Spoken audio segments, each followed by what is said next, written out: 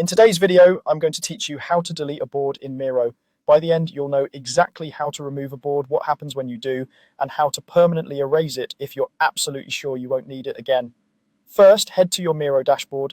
Once you log in, you'll land on a page that displays all your boards in a grid or list, depending on your view. This is your home base for organizing and managing your work.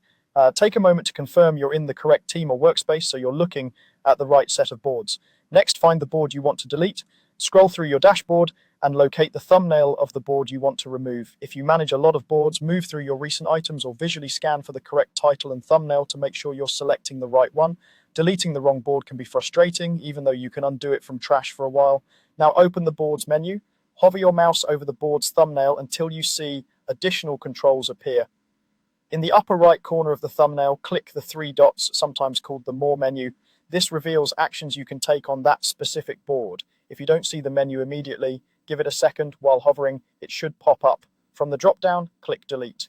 Miro will display a warning explaining that the board will be moved to the trash. This is a helpful safeguard that prevents accidental permanent loss. At this point, nothing is gone forever. The board is simply marked for removal and placed in trash.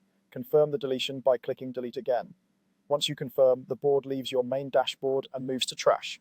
This is a reversible state, so if you change your mind, you can restore it later from the trash area as long as it hasn't been permanently removed.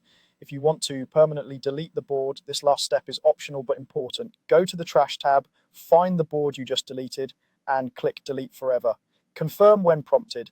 This action cannot be undone and removes the board and its contents permanently, so only proceed if you're confident you won't need the board or any of its information in the future. That's it. You've learned how to delete a board in Miro with the safety net of trash and the option to erase it forever when you're sure.